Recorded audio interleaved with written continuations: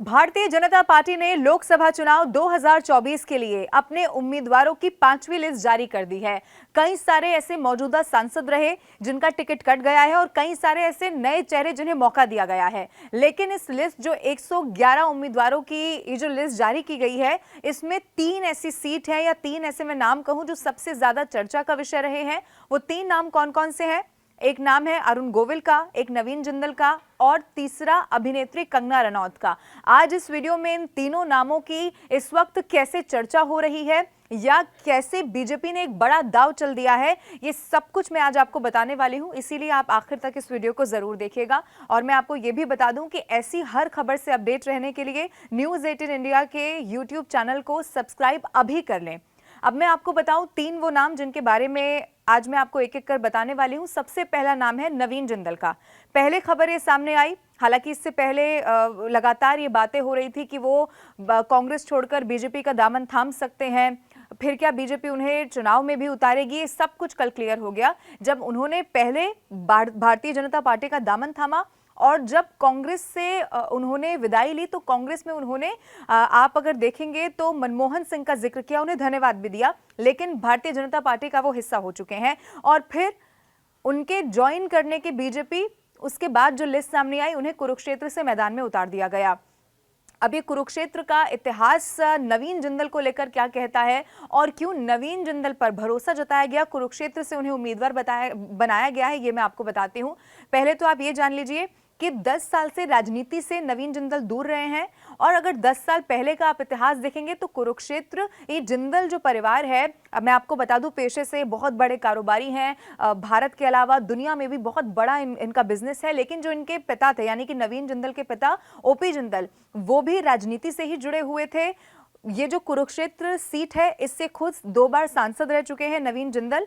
हालांकि 2014 के लोकसभा चुनाव के बाद से उन्होंने दूरी बना ली राजनीति से, क्योंकि उन्हें हार का सामना करना पड़ा था। उनके पिता भी पहले कांग्रेस में थे, फिर कांग्रेस का साथ छोड़ा, फिर कांग्रेस में वापसी की। लेकिन मैं आपको बता दूं कुरुक्षेत्र से इनके जो पिता हैं ओपी जिंदल, वो भी सांसद रह चुके थे। लेकिन 2005 में प्लेन क्रैश हुआ और विमान हादसे में उनकी मौत हो गई थी और उसके बाद 2014 में राजनीति से थोड़ा सा किनारा किया नवीन जिंदल ने। लेकिन भारतीय जनता पार्टी ने एक बार फिर से, जब उन्होंने बीजेपी ज्वाइन के अंदर खाने जरूर लंबे समय से सब बात चल रही होगी, लेकिन भारतीय जनता पार्टी ने उन पर भरोसा जता दिया है और अब माना यह जा रहा है, क्योंकि आप अगर देखेंगे तो वहां पर तो सारी सीटों पर वैसे ही बीजेपी का बहुत स्ट्रांग होल्ड है। अब ऐसे में नवीन जिंदल वहां के लोगों के लिए जाना पहचाना सा चेहरा है। जैसा मैंने बताया कि 2 बार वो कांग्रेस के, जब वो कांग्रेस का हिस्सा रहे तो 2 बार वो वहां से सांसद भी रह चुके हैं। ऐसे में माना यह जा रहा है कि एक बड़े मार्जिन से वो जीत दर्ज करने वाले हैं, ऐसा वहां के लोग मान रहे हैं।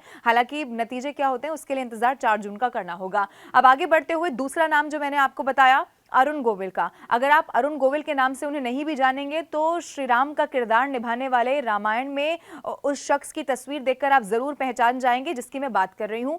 अब आप ये भी जान लीजिए कि लोकसभा चुनाव की अगर मैं इस वक्त बात करती हूं तो कोई सबसे बड़ा मुद्दा या एक बड़ा एजेंडा जिसके तहत लोगों तक पहुंचने की जो भारतीय जनता पार्टी की कोशिश रही है, वो रामलला की प्राण प्रतिष्ठा है, यानी कि भव्य दिव्य राम मंदिर जो बन चुका है।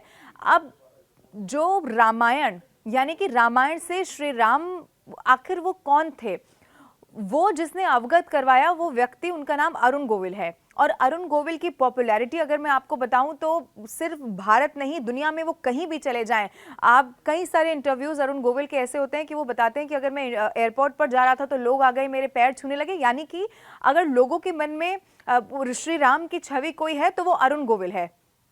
और उन्हीं अरुण गोविल को ऐसे वक्त में जब राम मंदिर एक बहुत बड़ा मुद्दा है चुनावी तौर पर भी, तो मेरठ से टिकट दे दिया है। अगर आप सोशल मीडिया पर देखेंगे, जैसे ये खबर सामने आई तो बहुत सारी इसको लेकर प्रतिक्रियाएं आई कि आखिर प्रभु को कौन चुनाव हरा सकता है। फिर भी मैं आपको बता दूं लोकसभा चुनाव के औपचारिक नतीजे क्या होते हैं इसका इंतजार करना होगा, लेकिन एक बहुत बड़ा दाव ऐसे वक्त में है। अब आपको यह भी याद होगा जब प्राण प्रतिष्ठा थी, जब अयोध्या में बड़ी बड़ी हस्तियां वहां पर पहुंची, अरुण गोविल भी वहां पर थे, और उससे पहले माता सीता लक्ष्मण का किरदार निभाने वाले जो उनके दोनों सहयोगी उनके साथ पहुंचे, खुद अरुण गोविल के साथ। तो आपको वो तस्वीर याद होगी कि कैसे अयोध्या के लोगों ने उनका स्वागत किया, फूलों की उन पर बारिश हो रही थी, जैसे प्राण प्रतिष्ठा से पहले खुद प्रभु राम अयोध्या में आ गए हो। इस तरीके का जो प्यार है वो लोग उनसे करते हैं, इसीलिए माना जा रहा है कि बहुत मुफीद साबित होने वाला है बीजेपी का उनको चुनाव में उतारना, और हो सकता है कि जो जैसा लोग कह रहे हैं वो एक बड़े मार्जिन से मेरठ से जीत दर्ज कर लेंगे। इंतजार नतीजों का अभी भी करना होगा। तीसरा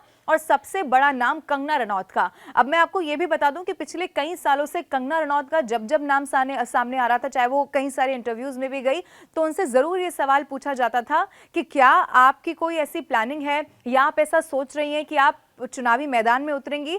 तो उनका एक जवाब जो मुझे हमेशा से याद है वो ये कहती थी कि अगर बीजेपी भरोसा जताएगी या मुझे मौका मिलेगा तो मैं क्यों नहीं, मैं जरूर चुनावी मैदान में उतरूंगी। और फिर ऐसा ही हुआ। वो जो कयास, इससे पहले सारी आशंकाएं थी, वो कल खत्म हो गई जब कंगना रनौत को मंडी से टिकट दे दिया गया।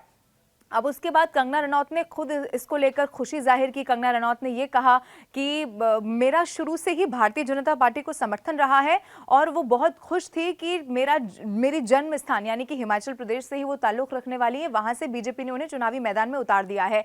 अब अगर आप एक लंबा इतिहास कंगना रनौत का देखेंगे तो जिस तरीके से वो बहुत आक्रामक, चाहे तमाम ऐसे मुद्दे रहे हों, उनकी कुछ फिल्में भी ऐसी रही जिसमें उन्होंने देशभक्ति का किरदार निभाते हुए कंगना रनौत दिखाई दी है। यानी कि वो किसी ना किसी रूप में देश प्रेम या पॉलिटिकल कुछ ऐसी छवि अपनी बनाती रही हैं। और अब माना जा रहा है कि एक लंबे समय से मंथन चिंतन चल रहा था कि क्या कंगना रनौत को टिकट दिया जाए या अंदर खाने जो भी बातचीत थी, लेकिन अब ये सबके सामने आ चुका है कि मंडी से वो लोकसभा का चुनाव लड़ने जा रही हैं। ये तय हो चुका है। औपचारिक तौर पर जो उनका नाम है वो इस लिस्ट में सामने आ चुका है। ये तीन नाम जो मैंने आपको बताया, नवीन जिंदल, अरुण गोविल और कंगना रनौत, इन पर सबकी नजरें हैं। आपको ये भी बता दूं कि 4 जून को जो नतीजे हैं वो सामने आने वाले हैं, इसीलिए ऑफिशियल तौर पर इंतजार करना होगा कि आखिर ये तीनों चेहरे या फिर तमाम जो कैंडिडेट्स जिन्हें बीजेपी ने उम्मीदवार बनाया है, और क्योंकि कई सीट्स पर ऐसा भी हुआ है कि मौजूदा सांसद हैं, जिताऊ उम्मीदवार हैं, लेकिन फिर भी बीजेपी ने बदल दिया है। ऐसा इसीलिए क्योंकि बीजेपी अगर लोकसभा चुनाव की स्ट्रैटेजी बना रही है तो आने वाला विधानसभा चुनाव या बहुत आगे की रणनीति के साथ इस वक्त काम कर रही है। ये तो इस लिस्ट के जरिए या इससे पहले जो 4 लिस्ट रही उसके जरिए साफ हो जाता है। अब देखना होगा कि औपचारिक नतीजे क्या कहते हैं, लेकिन हर बड़ी छोटी खबर के लिए, हर खबर से अपडेट रहने के लिए अभी तक भी अगर आपने न्यूज़ 18 इंडिया का यूट्यूब चैनल सब्सक्राइब नहीं किया है तो अभी कर दें। और ये वीडियो आपको कैसा लगा कमेंट करके जरूर बताएं।